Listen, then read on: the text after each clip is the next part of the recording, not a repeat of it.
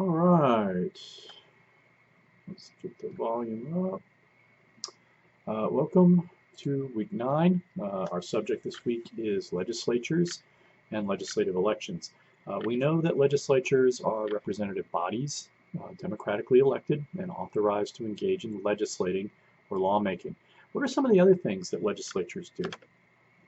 I want to briefly note that one of the primary reasons why countries would adopt a unicameral legislature rather than a bicameral legislature is typically size. The text notes that the countries of Scandinavia, Sweden's got 10 million, Norway's got 5.3 million, Finland's got 5.5 million, Denmark's got 5.8 million. They all have unicameral legislatures. Another factor tends to be homogeneity. Countries with little ethnic diversity typically don't see the need to add that additional dimension of representation that an upper chamber would provide. One thing that interests me about legislatures is their composition. For example, how many people are serving in a legislature? Our House of Representatives has 435 members. Why? Why not have 500 or 600 or 800? Is there a number that would make a legislative body too cumbersome to effectively perform the deliberative functions required of a legislature? As a corollary, a related question is: our House of Representatives too small? Or perhaps another way of putting it is: are our federal districts too large to effectively represent the will of the American people? Should we consider enlarging the composition of the House? Note that under the the U.S. Constitution, the ratio was supposed to be one representative for every 40,000 inhabitants, and the census meant everybody, not just citizens. How many representatives would we have if we continued under that principle? In 1929, the Reapportionment Act froze the number at 435, but why not? Why not add more if that leads to better representation? I mentioned in the overview that Eastwood and Djokovic love New Zealand's legislative electoral scheme, which was adopted in 1996. Citizens of New Zealand get 2 votes for parliamentary elections, one for a specific individual in the district that they reside in, and one for their preferred party. That means district winners automatically go to parliament, but then the at-large, and I think it's roughly split between the two.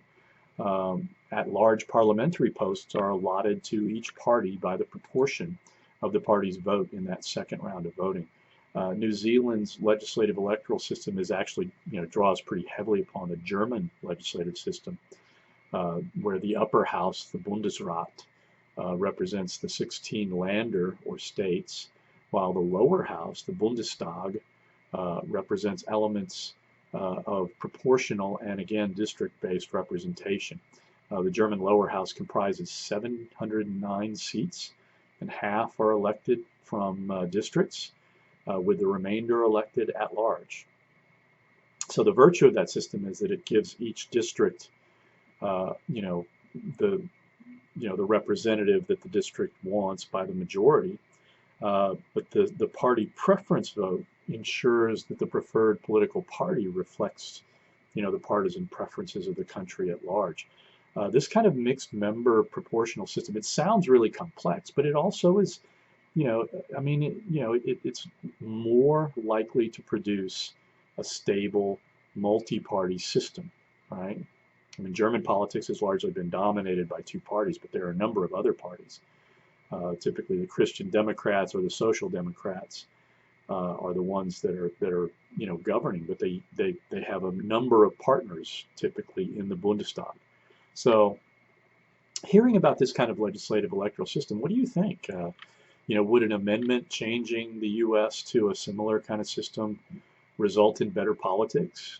Or would the changes be in a good or bad direction? Why do you think it would be good or bad? There are also electoral schemes called ranked choice voting, or also known as preferential voting. I think Maine recently moved to this system, where voters rank candidates from the most favored to the least favored. And on election night, if one candidate gets the most, the majority of the votes, then they win. If no one has a clear majority, then the candidate with the least number of first preference votes is eliminated. and the votes of the candidate for their second best candidate are applied. Again, if nobody gets a majority, the candidate with the least number is eliminated, and those voters go to their next preference. What do you think of that system as a way of selecting candidates? To me, it sounds like it's more likely to produce widely popular candidates than what we're currently doing. Speaking of U.S. elections, we currently use single-member plurality districting to elect members of the House. That means that we draw federal district boundaries, and voters in that district usually have to pick between a Democratic and Republican candidate. And whichever candidate gets the most votes win. They don't need to have a majority.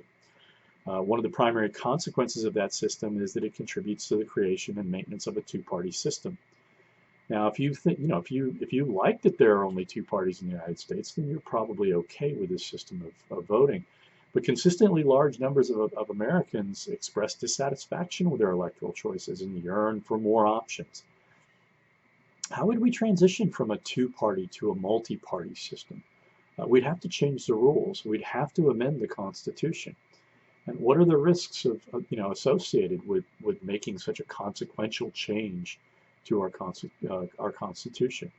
One of the more serious problems with the current U.S. legislative electoral system is the problem of gerrymandering, where partisans drawing district boundaries use what they call packing and cracking strategies to create as many wasted votes as possible for the other party, and thus ensure that their party wins a disproportionate number of legislative seats compared to their actual share of the vote.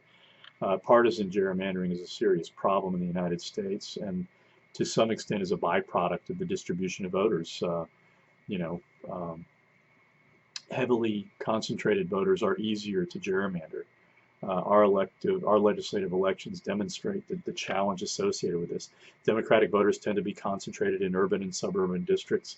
Republicans that control states with large urban areas are very effective at using gerrymandering strategies to pack and crack those voters, such as in Pennsylvania and Wisconsin and North Carolina. In a lot of instances, those states have had legislative votes where the Democrats have had more overall votes, but they've gotten like only about 25% of the legislative representation. That's a real problem. Are there any other countries with this sort of problem where this sort of problem has emerged? And if so, how have they dealt with it? How should we deal with it?